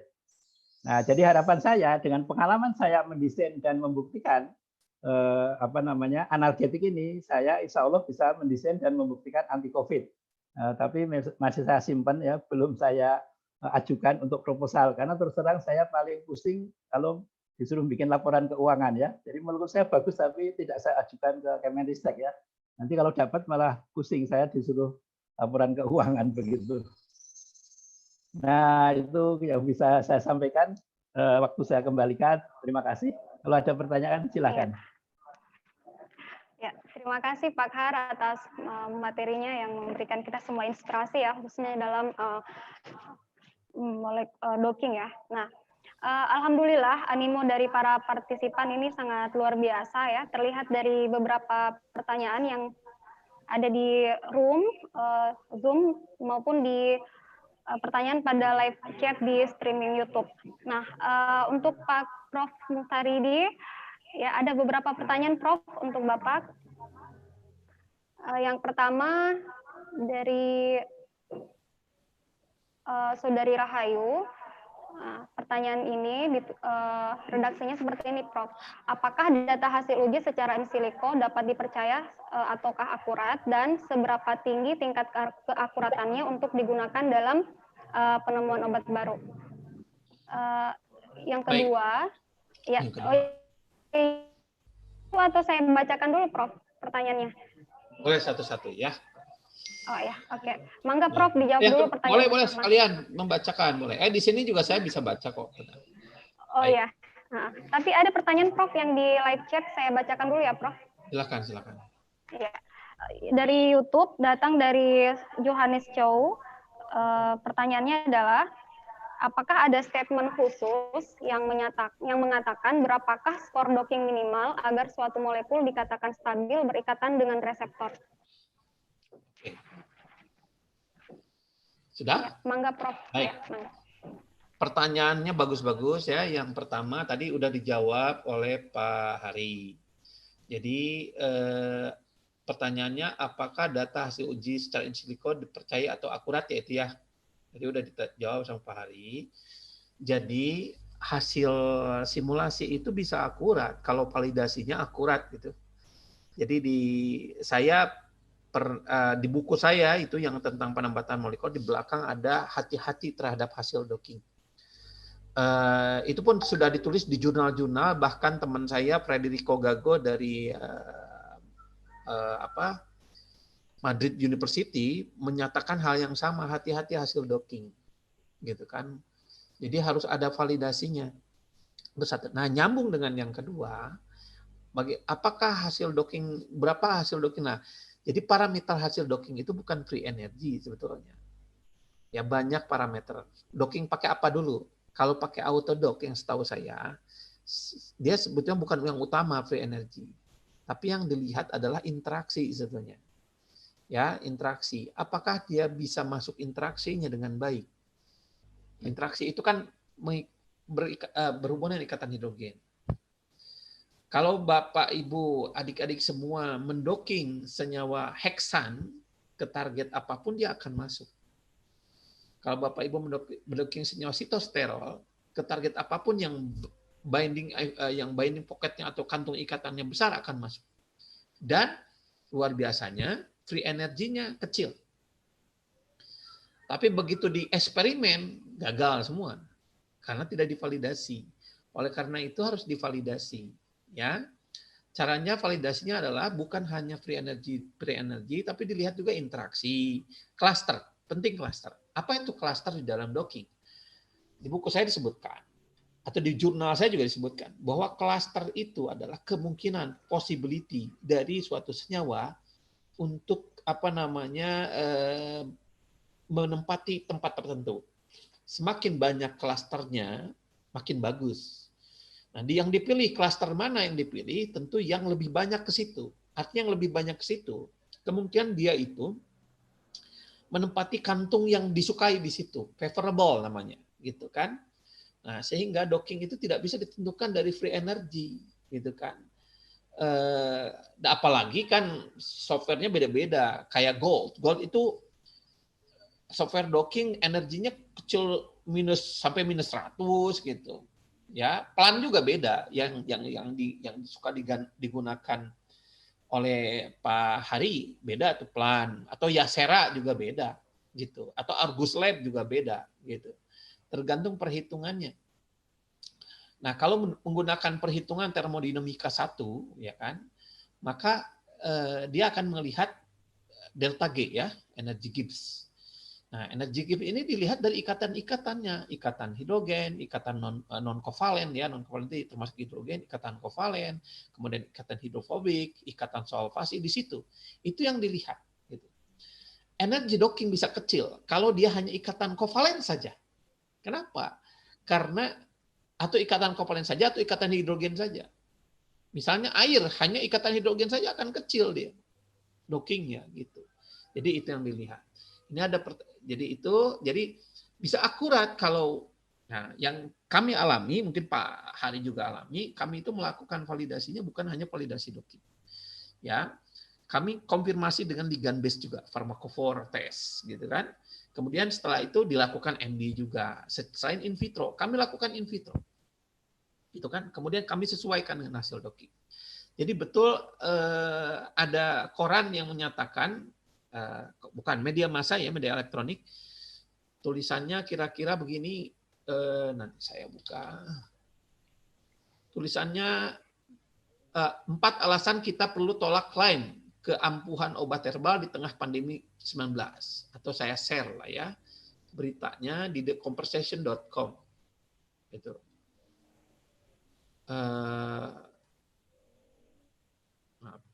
Mana ini? theconversation.com. Nah, ini mungkin berita ini beralasan. Karena apa? Karena hasil in silico. Di sini diceritakan hasil in silico, gitu ya. Di sini ceritakan hasil in silico berita ini. Nah, oleh karena itu ya hati-hati dengan hasil docking.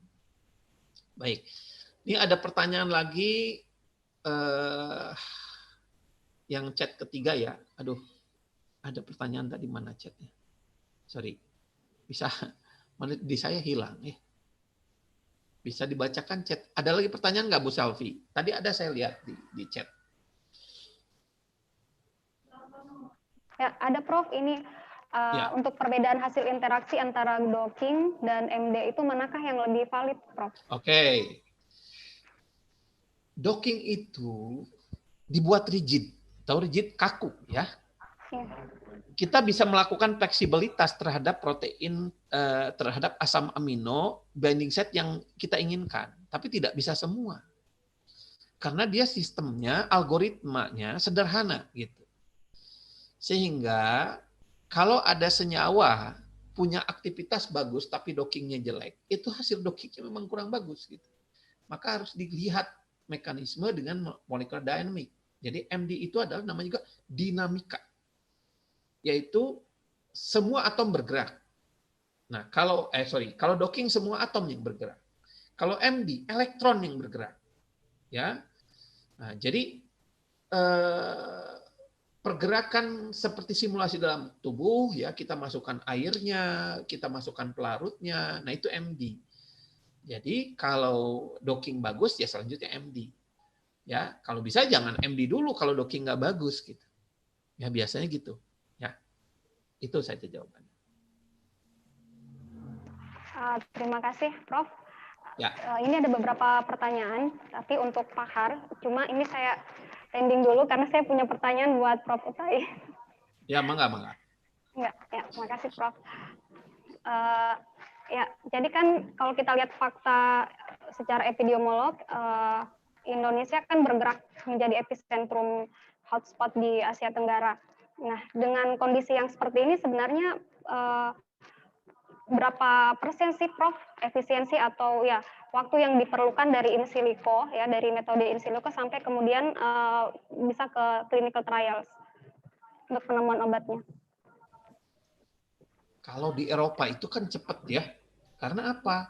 Zat kimianya gampang didatangkan. NMR-nya banyak gitu kan. Nah, di kita susah gitu kan. Ketika sudah dapat hasil in silico, untuk in vitro pun susah, ngantri gitu. Itu masalah kita. Yang kedua, bahan baku kimia harus impor. Mungkin di sini teman-teman yang lagi S2, S3 juga mengalami hal yang sama. Ya, sehingga seperti saya nih, saya hanya bisa memanfaatkan teman-teman yang di luar negeri untuk mengirim bahan baku. Misalnya saya ke Jepang selalu dan ke Malaysia, seperti itu.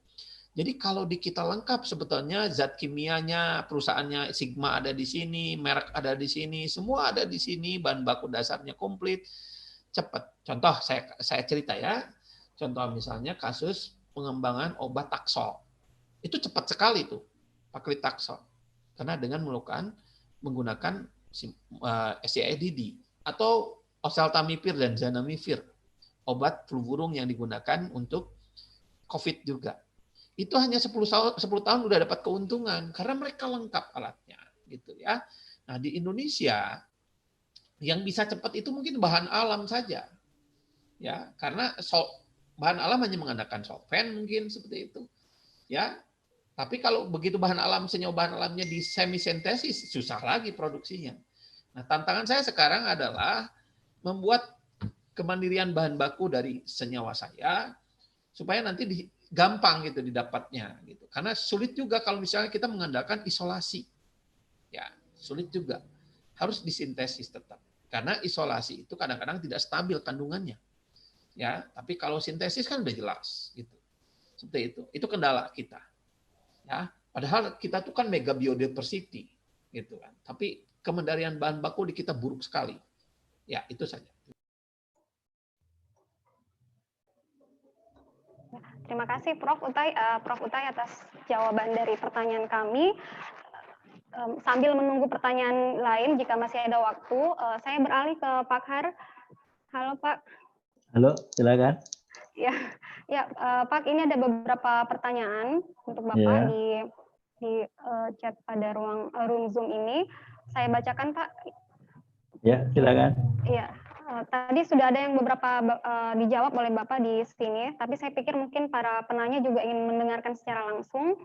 Ya, yang pertama tadi pertanyaan yang sama dengan Prof. Utai, ya, apakah data hasil uji secara in silico ini bisa dipercaya ataukah akurat, dan seberapa tinggi tingkat keakuratannya untuk digunakan dalam penemuan obat baru. Kemudian ada pertanyaan dari Pak Sultan di Universitas Halu Oleo. Apakah dengan mengubah model dari paracetamol untuk mengurangi hepatotoksik dapat menurunkan kekuatan ikatan dengan reseptornya? Ataukah apakah mungkin akan menimbulkan efek farmakologi yang baru? Kemudian pertanyaan dari YouTube, dari Johannes Chow. Apakah molekul HP 2009 ini mampu mengikat katalitik amino acid dari COX-2? Karena menurut beliau ini, karena jika katalitik amino acid tidak terikat oleh ligan, enzim bisa jadi masih bisa beraktivitas. Ya, itu barangkali Pak Har. Ya. Atau saya baca lagi ya Pak, masih ada satu lagi nih dari, sorry, saya geser dulu.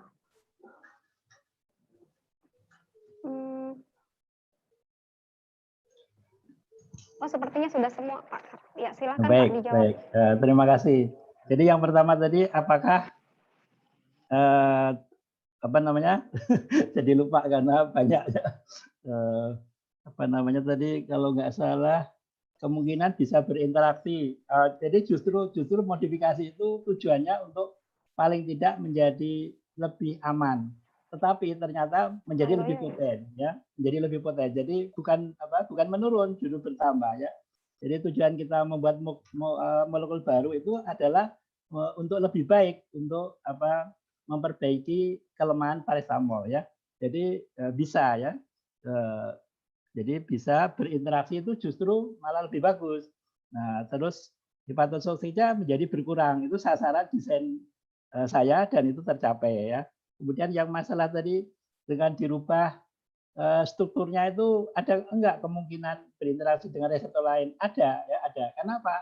Jadi sebenarnya itu karena keterbatasan kita itu molekul itu seolah-olah satu molekul itu satu target. Sebenarnya tidak. Kita sudah diajari dengan oleh Allah itu dengan kurkumin, ya. Jadi kurkumin itu banyak sekali target yang bisa disasar sama kurkumin. Jadi sebenarnya kayak paracetamol itu sebenarnya kalau kita teliti lagi itu pasti ada efek yang lain, gitu, ya. Jadi kemungkinan itu tetap ada, ya, kemungkinan bisa menyasar reseptor lain. Ada program namanya PAS online, ya. Jadi kalau Anda punya molekul, ada struktur, ya, mungkin Prof. Mutaridi juga pernah memakai, ya. Jadi kalau kita punya struktur itu kita masukkan canonical name di dalam PAS online, nanti akan terprediksi secara in silico itu yang nilainya PA-nya lebih dari 0,7 itu berpotensi, ya, berpotensi untuk ada hubungan antara in silico dan in vitro atau in vivo, sehingga perlu dilakukan penelitian berikutnya, ya. Nah, jadi seperti molekul saya kalau saya masukkan di PAS online itu ternyata banyak efeknya yang lain, ya, yang kalau mau diteliti mungkin sampai pensiun nggak selesai, gitu, ya, begitu. Kemudian tadi pertanyaan yang tadi apa ya? Saya malah lupa, ya. Yang terakhir tadi pertanyaan dari apa tadi? Johannes Chow, Pak. Tadi ya. Tentang katalitik amino acid dari COX-2, apakah molekulnya nih? Nah, jadi justru dari Dari interaksinya dengan software tadi kan kelihatan bahwa molekul saya itu lebih bagus interaksinya.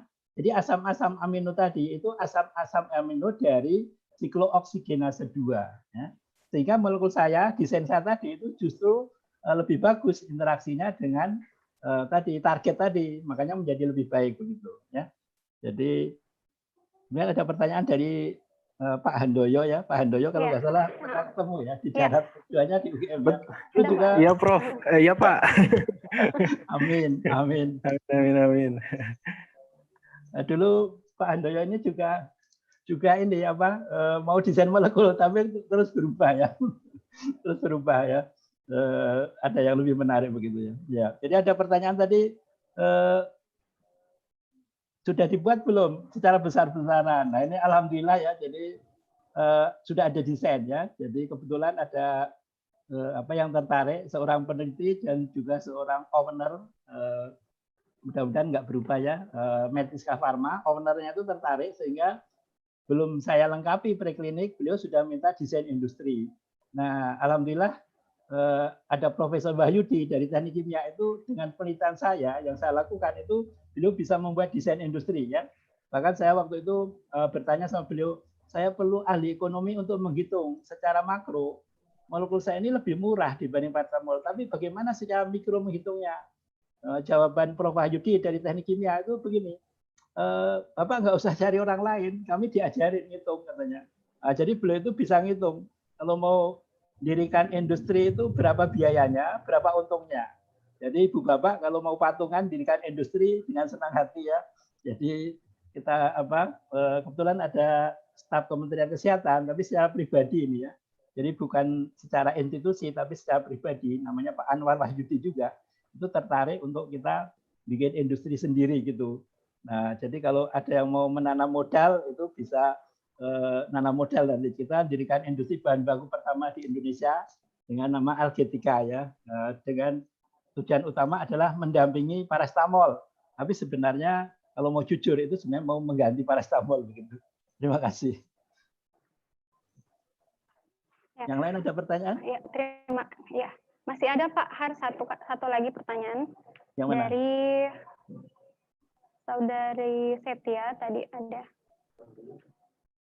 Pak Handoyo tadi pertanyaannya sudah terjawab. Terima kasih Pak Handoyo sudah mengajukan pertanyaan. Yang satunya apa pertanyaannya? Bentar Pak, saya cari dulu. Kelewat pertanyaan.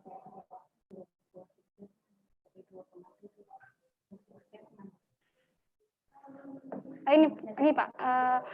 Bagaimana cara memilih protein terbaik dari COVID-19 sebagai target uji in silico? Ini tadi ada pertanyaan untuk Prof. Mukhtaridi ya. Bagaimana cara memilih protein terbaik dari COVID-19 sebagai target uji in silico? Dan untuk Pak Har, sekalian dijawab Pak. Ya. Apakah apa yang dimaksud dengan isoster dan kenapa yang dipilih tadi pada gugus NH3 saat mendesain obat HP 2009 ini Pak? Oh ya ya. Silakan Prof duluan.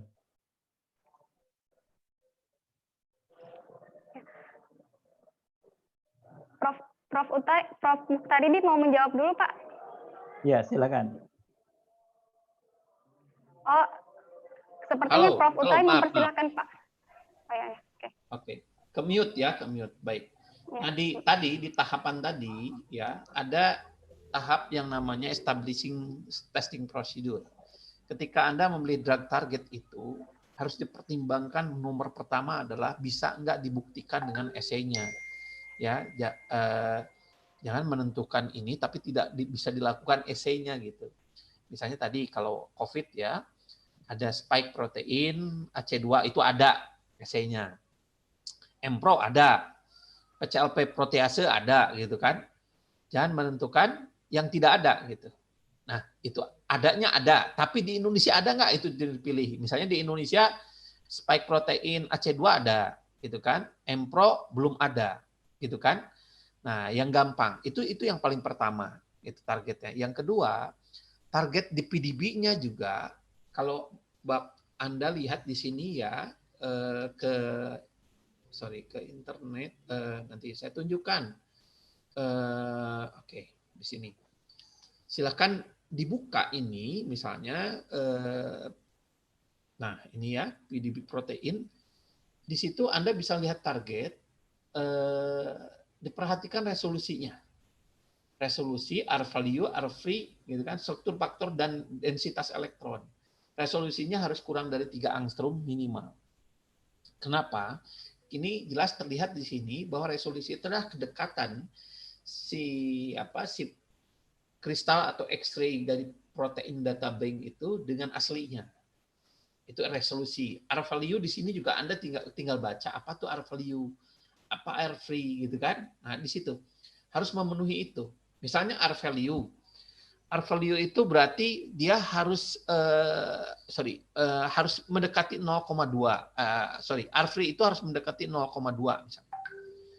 Di sini ada syarat-syaratnya, ya. Atau pustakanya juga ada di sini nih, model building and refinement practices, ya, di situ ada. Nah, itu yang kedua yang dilihat. Target secara in silico. Tapi yang paling inti adalah memilih target, jangan nanti tidak bisa dilakukan eksperimen di laboratorium. Itu saja. Makasih. Terima kasih Prof. Muhtaridi atas jawabannya. Saya beralih ke Pak Har. Silakan Pak dijawab, mangga. Ya, terima kasih ya. Jadi apa? Tadi isoster itu apa ya? Kebetulan yang ikut kuliah saya itu saya ada PowerPoint-nya ya. Jadi isoster itu adalah iso itu kan sama ya, ster itu sterik. Jadi isoster itu adalah gugus yang mempunyai jumlah elektron terluar yang sama ya. Jadi CH3 itu saya ganti dengan NH2. Kenapa kok CH3? Karena kalau saya ganti dengan NH2, di NH2 itu ada pasangan elektron bebas di situ. Nah, sehingga C karbonil itu tidak hanya mengambil elektron dari benzen tetapi dari NH2 tadi yang kemudian dibelandakan sama Allah tadi.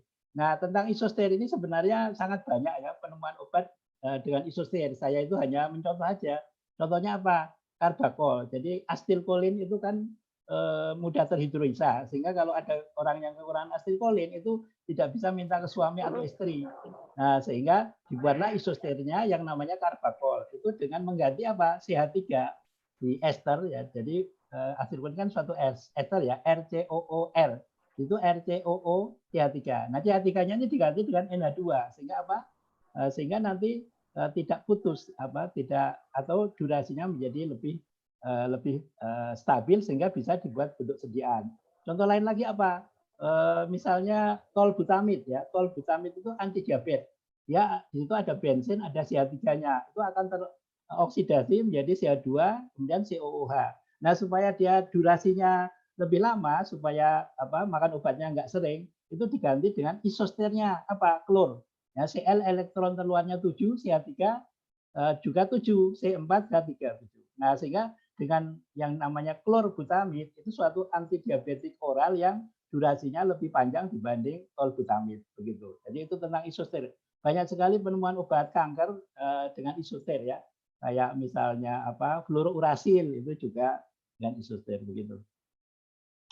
Mungkin satu lagi yang mau saya sharing ya. Jadi saya sebenarnya punya desain molekul ada 6Lu7, ada 3E9S, ada 5R7Y. Tapi yang paling bisa saya lampaui adalah yang 3E9S ya. Mungkin di sini ada, tadi saya kirim ke nah ini ya. Kelihatan nggak ya saya share? Belum ya?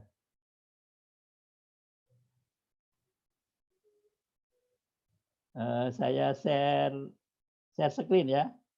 Saya share screen di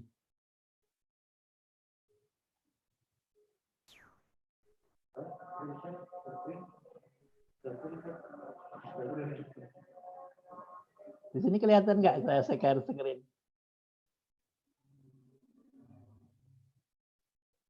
Halo? Iya Pak, kelihatan. Nah, ini desain saya ya. Ini desain saya menggunakan 3E9S. Jadi ada beberapa desain dengan PDB 6Lu7, 3E9S, dan 5R7Y.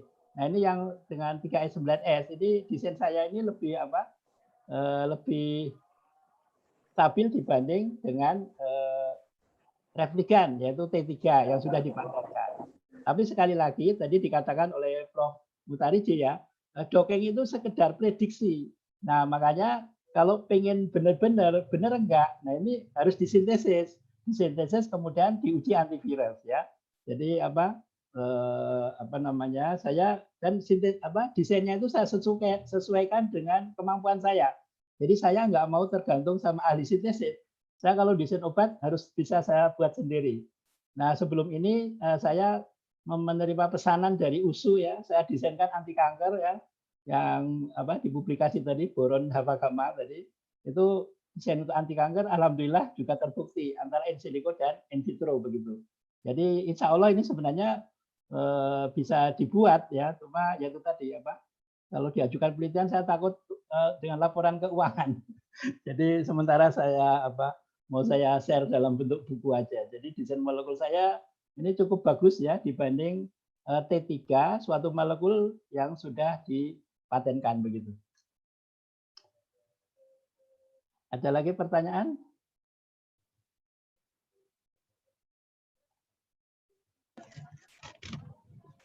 Kemarin Ya, terima kasih Pak. Ya, terima kasih Pak. Pertanyaan sudah selesai. Ya, alhamdulillah kita sudah di penghujung webinar.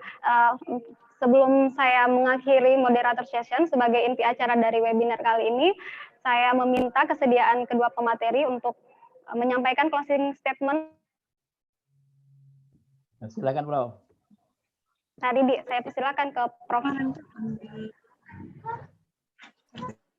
Baik. Pertama terima kasih ya sudah diundang di webinar ini.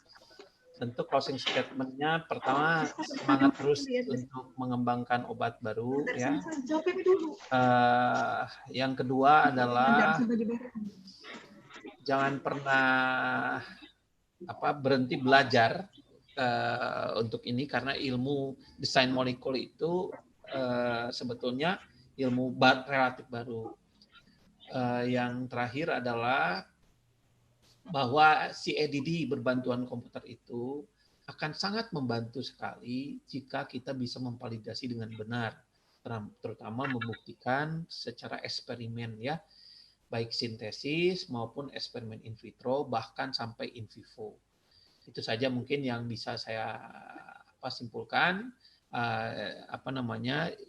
Tentu closingnya adalah jangan segan berkontak dengan saya dan Pak Hari ya untuk berbagi ilmu. Insya Allah kalau tidak sibuk saya akan jawab tentu ya. Tapi tentu kalau misalnya hadir datang kampus ngobrol ya boleh silahkan ya. Di kami kalau di kami itu punya software ya.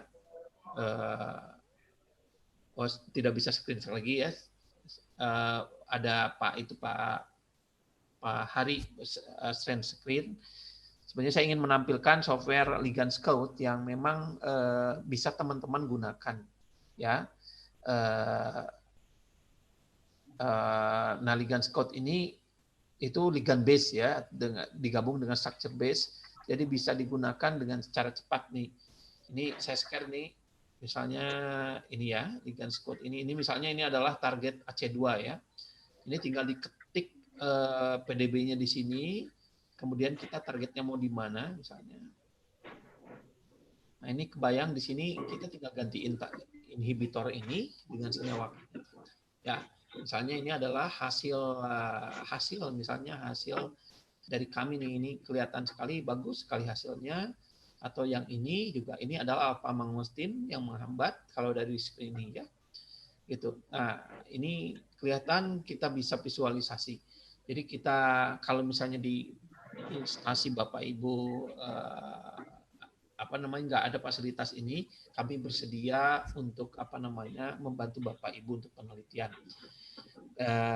Sehingga terakhir saya sebenarnya lagi memerlukan mahasiswa S2 ataupun mahasiswa S3 untuk melakukan eksperimen ini yang COVID, terutama untuk bioassay dan simulasi molekodinamik.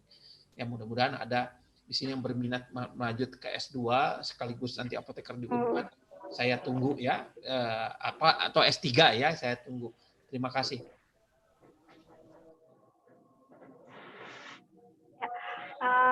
Terima kasih Prof. Muhtaridi atas ilmu yang sudah dibagi pada kami hari ini, dan kepada teman-teman silahkan disambut ajakan dari Prof. Muhtaridi ya untuk bergabung dengan beliau.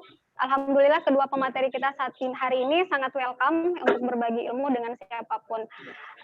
Terima kasih sekali lagi Prof. Muhtaridi atas waktu dan ilmunya pada kami. Saya beralih kepada Pak Hari Purnomo. Silakan Pak, waktunya 2 menit. Ya, terima kasih. Jadi harapan saya adalah banyak farmasi itu yang akan menjadi drug designer ya. Jadi penemuan obat sekarang ini banyak diminati oleh fakultas kedokteran ya, kemudian fakultas biologi, fakultas kimia, MIPA, kimia ya. Jadi farmasinya itu sangat menyedihkan, rame-rame ke farmasi klinik, sehingga saya punya warisan itu berapa lemari bahan baku obat ya, yang bisa dibuat molekul baru. Saya tidak mendapatkan mahasiswa ya. Terakhir saya mendapatkan 2 orang. Bahan saya banyak sekali. Jadi mau saya apakan itu ya. Padahal bahan itu kalau beli mahal dan harus impor ya. Jadi harapan saya mari rame-rame kita menjadi drug designer ya. Farmasi itu adalah drug designer. Saya sampai membuat kaos ya. Farmasis adalah drug designer begitu. Nah, jadi itu jadi mudah-mudahan boleh ke klinik tapi ya jangan semua. Masa semua farmasi ke farmasi klinik, nah, nanti yang ke sainsnya, ke penemuan obatnya malah nggak ada diminati sama bidang lain selain farmasi, begitu. Jadi dan terima kasih sekali atas kesempatannya. Kalau mau chatting silakan ya, kalau mau diskusi, mau ikut kuliah juga silakan. Kebetulan saya buka kuliah online juga. Terima kasih. Pak saya kembalikan. Ya, terima kasih Pak Hari Purnomo. Ya, alhamdulillah sekali lagi ya kita dapat tawaran dari dosen-dosen yang hebat di kampus Universitas Gadjah Mada maupun Universitas Pajajaran, dan luar biasanya lagi karena sebenarnya di webinar ini bergabung selain mahasiswa juga ada beberapa stakeholder dari beberapa kampus ya. Saya kira ajakan ini harusnya bisa disambut baik oleh kita semua. Sekali lagi terima kasih Pak Hari Purnomo atas segala ilmu, waktu, dan inspirasinya pada hari ini. Ya, pada Prof. Mutarini juga demikian. Akhir kata saya mengucapkan banyak permohonan maaf baik dari saya pribadi selaku moderator pada webinar chapter 2 ini. Sekaligus saya mewakili segenap pejabat struktural dari Stikas Mandala Waluya maupun dosen dan staf dari Prodi Farmasi Stikas Mandala Waluya Kendari. Mengucapkan rasa terima kasih yang besar kepada pemateri dan kepada semua teman-teman yang telah berpartisipasi, baik para dosen, apoteker maupun para mahasiswa. Sekali lagi saya mohon maaf dan meminta terima kasih yang banyak. Wabillahi taufik walhidayah. Wassalamualaikum warahmatullahi wabarakatuh. Saya persilakan kepada Ibu Apoteker Kimaniarwati untuk mengambil alih acara webinar kita pada kesempatan kali ini. Saya persilakan, Bu. Terima kasih Ibu Moderator, Bu Selvi. Demikian pemaparan dari narasumber kita hari ini. Cukup banyak ilmu yang didapat ya. Perlu saya ingatkan kembali bagi yang ingin menonton kembali, kami live di YouTube streaming Stikas Mandala Waluya Kendari. Dan sebelum menutup acara, saya juga menyampaikan untuk peserta yang untuk sertifikat peserta bisa diambil pada tanggal 18 lewat via email masing-masing. Apabila via emailnya tidak terdapat, bisa menghubungi langsung ke email panitia. Pada acara ini saya ingin menutup acara dengan beberapa pantun. Saya suka memasak nasi padi tumbuh di tengah sawah. Kami menutup acara ini dan mengucapkan terima kasih. Berlayar di atas kapal, jangan lupa mampir ke kota Kendari. Kami mengucap selamat tinggal, terima kasih sudah bergabung di sini. Terima kasih banyak, Prof. Terima kasih, Pak. Prof, terima kasih. Sama-sama, ya, terima kasih kembali. Terima kasih, Prof. Assalamualaikum warahmatullahi wabarakatuh. Ya, terima kasih semuanya. Semoga sehat selalu, Pak. Prof. Amin. Oh ya, Prof, mohon maaf Prof, boleh kami ambil picture foto bareng bersama panitia pemateri? Silakan, silakan.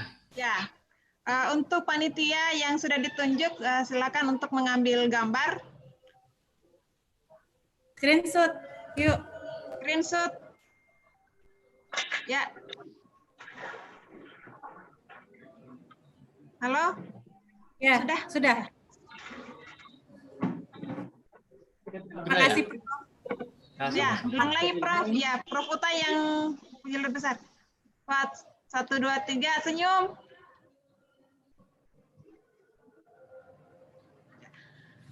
Oke.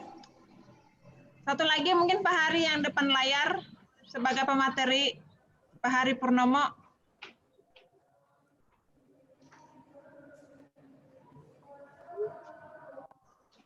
Ya.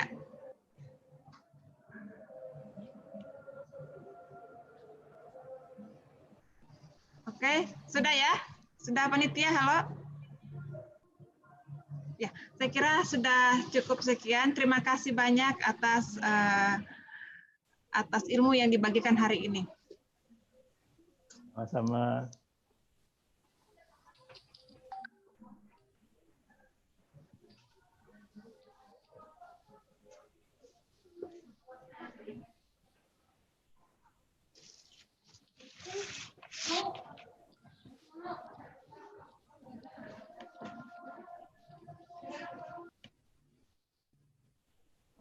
Pamit ya. Bila topik wadil. Wassalamualaikum warahmatullahi wabarakatuh. Waalaikumsalam warahmatullahi Terima kasih, Prof. wabarakatuh. Terima kasih, Prof. Terima kasih, Pak Har. Terima kasih semuanya. Sama-sama. Mari, silakan. Mari, mari. Ya, permisi. Ya. Oh, ada putar nih lagu Marta.